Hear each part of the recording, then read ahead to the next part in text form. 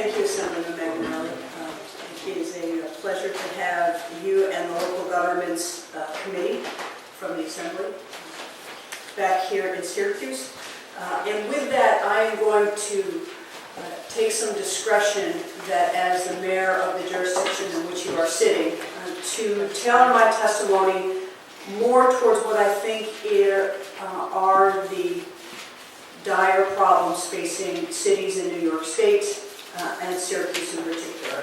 While I applaud the Assembly in New York State for the grant programs and competitiveness that they offer, I wanted to take this opportunity to instead focus on the overall conditions of cities and Syracuse in particular, as long as I had this. Syracuse, for those of you who don't know, is the fifth largest city in New York State. We are one of what is so-called the Big Five. New York City being, of course, the first, Buffalo, Rochester, and Yonkers. The strength of New York State has long been defined by the condition of its cities. Its cities, in particular in upstate, are the economic and regional centers of our economy. New York State cities are home to more than 18 million of the state's 19.5 million residents. In addition, New York State contains in whole or in part 6 of the nation's largest metropolitan areas in which 87% of its population resides. There is no question that our cities are the drivers of the overall socio-economic well-being of major regional and national economies. And yet, despite this, declines in urban conditions can and do have corresponding effects in the surrounding suburban areas, and unfortunately, ultimately threaten the entire sustainability of New York State. It is no surprise to people who have heard me speak before that the state's largest cities have been struggling. This is not new information, and it has been publicized in annual presentations by mayors and cities to the legislatures, in annual filings in the comptroller's office. We have become accustomed to fiscal stress and the demands of managing this year-to-year challenge. But this year, our concern is that we are nearing the end of our ability to use what we can to control the undesirable consequences of things that we cannot control. My colleague, Mayor Bloomberg, talks about controllable expenses and uncontrollable expenses. And in New York City this year, their budget year, they will, for the first time, the uncontrollable expenses will be more of their budget than the controllable expenses. Our challenges are apparent and our resources are inadequate. We have the challenge of steadily increasing exponentially large pension costs and healthcare costs that are common to all municipalities, but unlike other municipalities, we also must provide substantial funding to our school districts. In what is one of the most significant state-imposed mandates, by law, the Big Five cities must maintain its funding at specified levels, notwithstanding the school district's performance or ability of these cities to influence district spending or performance. This has led to stark realities. And for my neighboring city to the west, Rochester, its pension and school district maintenance of effort obligations this year will exceed its entire real property tax revenue. In the case of the other 4 of the Big Five cities, Buffalo, Yonkers, Rochester, and Syracuse, their economic conditions dramatically differ from those of its contiguous municipalities. Indeed, while we have the maintenance of roads and bridges and parks and other public facilities, because of the way laws have been written, we have an overwhelmingly large proportion of poor residents and people who are very in need of significant public services. The current framework for our local government system in New York State has permitted, in effect, economic segregation of the poor into our cities. This leaves cities with this incredible economic and social conundrum: an increased need for services and a diminished ability to pay for those services. Maintenance of roads, bridges, parks, and other public facilities have been significantly deferred. Community centers will be closed, operating hours severely limited, code enforcement reduced or abandoned, parks closed, public safety personnel reduced, and property taxes all increased at a time when their increasingly vulnerable populations are most in need of these services and others. The problems facing New York State cities are such that they cannot be resolved at the municipal level alone without assistance from the state and federal government and the cooperation of neighboring local governments. Unlike other levels of government, our cities bear the direct responsibility for providing vital services on which our residents, workers, and visitors rely each and every day. We keep our neighborhoods safe and secure. We are responsible for the education of our children. We clean our parks, plow the roads, and pick up trash. Every day we endeavor to meet our obligations to provide these essential public services, but we are becoming, and in fact are outpaced by the rise of costs associated with them. As I mentioned before, pension costs and healthcare costs are two notables of those categories. The financial strain on our taxpayers is more than evident, and the financial strain on our cities has indeed reached the breaking point. As my colleague, Mayor Richards from Rochester, has noted, before a city reaches the crisis point of insolvency or even bankruptcy, it will already have crossed the threshold of cultural and social bankruptcy. And that is where we as mayors find ourselves this year.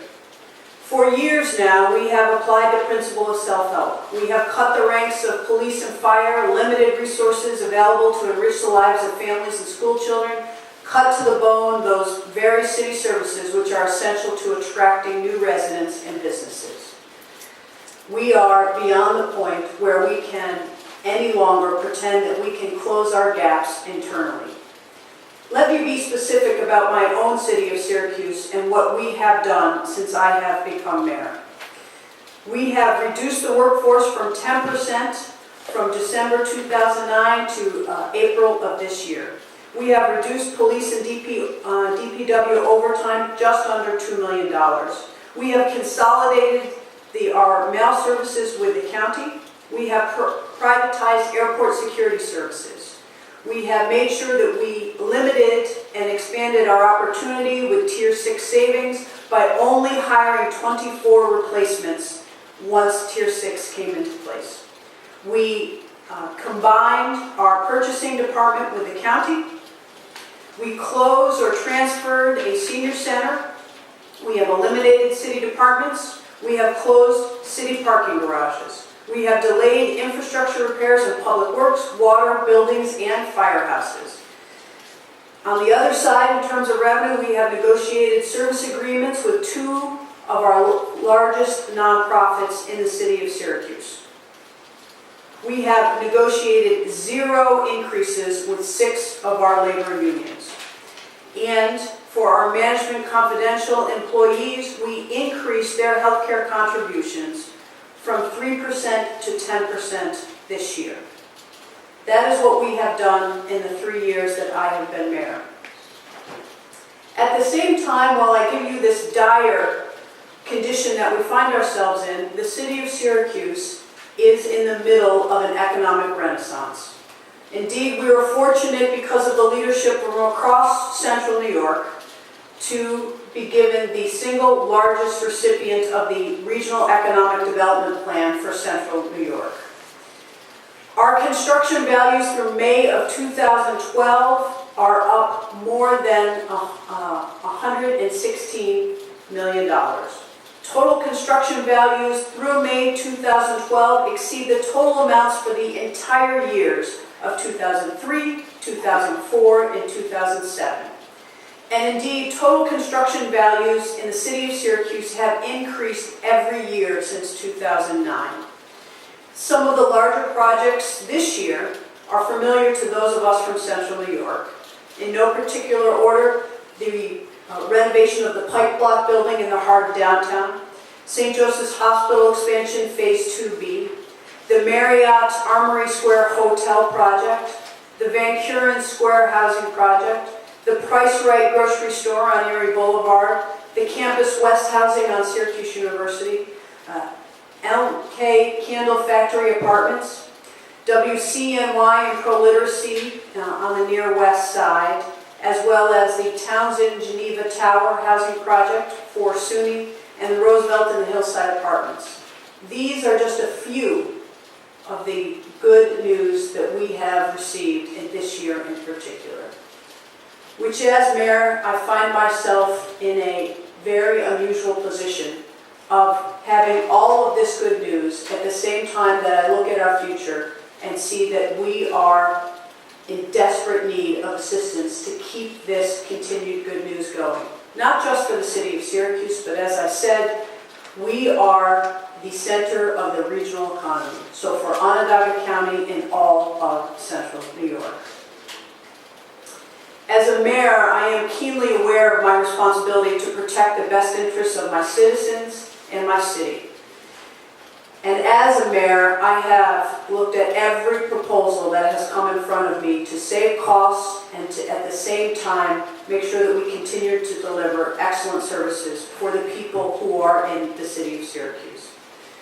I have endeavored and will continue to endeavor to work with the political, governmental, social, and popular leadership of our state and of our country to set forth these realities. But it is clear to me as the mayor of the fourth largest city in New York State that I alone and my city alone will not be able to solve these problems without the help of the state leadership. And at this time, to look away and to say that grant programs and others such as those are anything but Band-Aids when we have an economy and cities that are bleeding profusely would be nothing more than to look at the reality and turn away from that. I can no longer do that as a mayor of the city, and I ask for your help in the Assembly and as leaders in this state that you join with me in this effort to help forge our future to make sure that our cities not only survive, but indeed thrive for the benefit of all people in New York State. Thank you. Mayor, and you did a great job in telling us some of the things that the city of Syracuse has done in the realm of consolidation, especially with the county. The purchasing department is something that goes way back, so congratulations on that. But I've got some very general questions here that I would like to ask. Okay, do you believe that the consolidation of local governments, shared services, and other intergovernmental efficiencies are effective tools to reduce property taxes? It seemed kind of obvious to me, but I have to ask the question. I don't, because when you look at the costs that are driving property taxes, and for this, the city of Syracuse is a little bit unique position because 50% of our property is not taxable. And when you look at that 50%, a significant portion of that is non-taxable is held by New York State. So what is driving our property taxes and what is driving the other property taxes of municipalities around New York State are the costs of pensions and health care that we can simply no longer afford. Consolidations, I think, are, and I have endeavored to do that and will continue to do it where it makes sense. Makes sense in terms of efficiency for local government, but I have not seen it given that the costs of what property taxes are paying for is pensions and health care, and consolidations will not relieve that burden. It doesn't help. Let me give you an example. We've consolidated the purchasing department. We have consolidated our mail service department. We have done a number of those things. My pension bill, the city of Syracuse's pension bill last year was $15 million. This year it's going to be $30 million. Consolidations is not going to make up $15 million. Okay.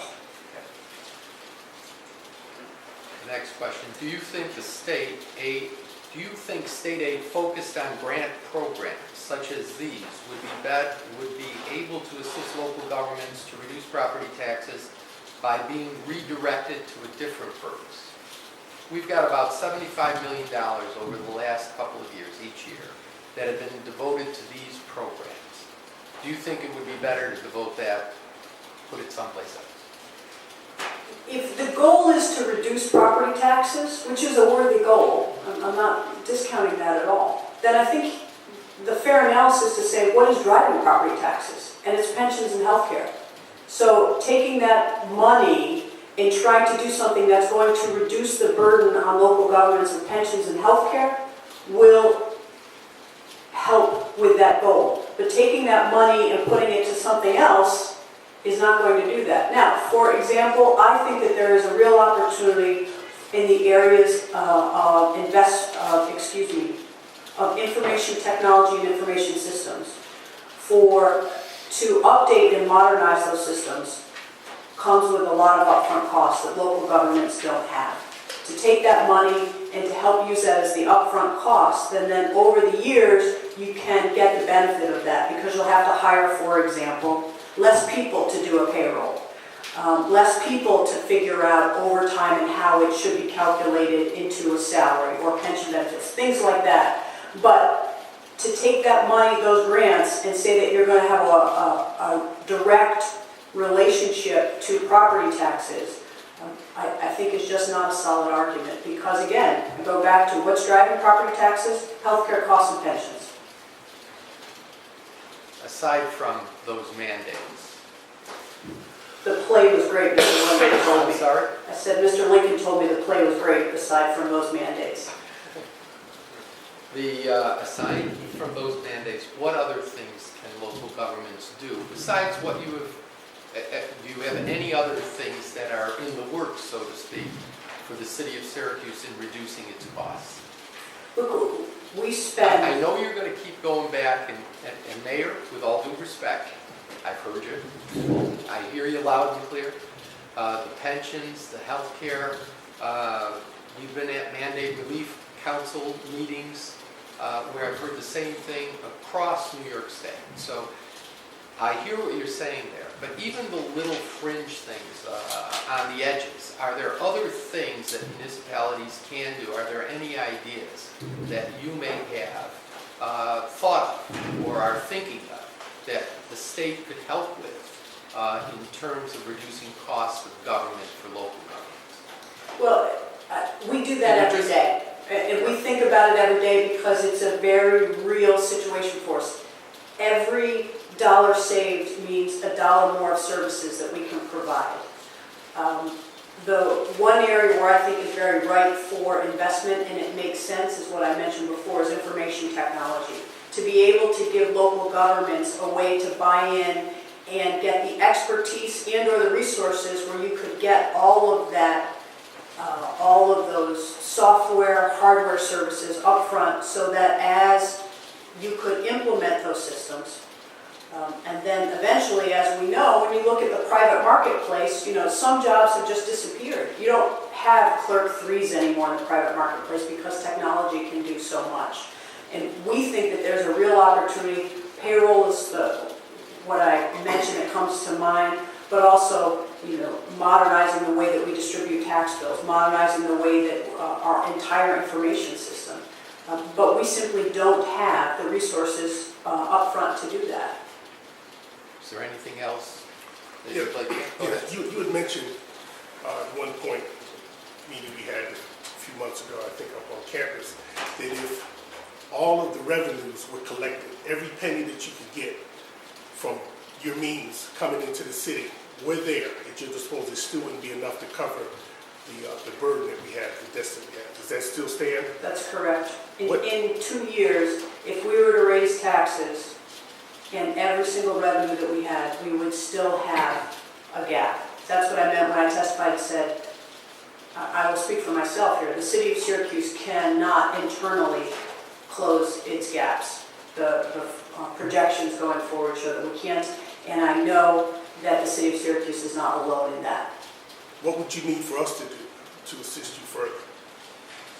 Well, the obvious is more revenues because our pension bills are constitutionally guaranteed, and the pension payment system is constitutionally guaranteed. So there's revenues, but there are also issues that could help maybe release some of the impact in terms of leverage with collective bargaining. Our police and firefighters, who make up 70% of our pension costs and 70% of our healthcare costs, have binding interest arbitration, which means they have the opportunity to demand to go to interest arbitration. Our police and fire unions, along with their fellow local bargaining units in the rest of the cities that I'm familiar with, have utilized that benefit. And as a consequence, I don't think that there is any effective bargaining that goes on at the bargaining table between public safety unions and city management. So when you say pensions and health care, again, that's legislated, that's locked in. Once we give it to them, basically we can't take it away, so that's there. Well, let me answer that a little bit more expansively. We are in a brave new world. There is a front page story in the New York Times today about in Rhode Island, where Rhode Island was the first state which had its pension system from municipalities. Their pension system is structured differently from New York State, went bankrupt. And then the state legislature and the governor voted a new pension system in, and now that's being challenged by the unions. And there's a question about how, at what point, what happens if you don't have any more money to pay those bills? What happens if the city of Syracuse doesn't have any more money to pay those bills, to pay for health care bills, retiree health? We can't plow our roads. This happened just down 81 at Scranton. This is not something where you can put your hands up and say, well, there's nothing we can do. This is where we need to be creative leaders and say we have to figure out what to do, because the alternative of having every municipality in New York State be bankrupt or in a financial control board is unthinkable to the economy of the state, to the people, the 18 million New Yorkers who live and reside in cities. The city of Stockton, California, and Detroit, Michigan have both gone bankrupt. They are now two of the most dangerous cities in the United States. Is that something, and if you have a city that becomes one of the most dangerous cities in the United States, you're not going to get economic development. You're not going to have a quality of life. You're certainly not going to have the renaissance that we've been experiencing here in central New York. So it is an issue where there are no easy answers, and it demands enlightened, creative leadership from all levels of government. Mayor, is there anything else? I appreciate your time and thank you for being here today. Thank you, gentlemen.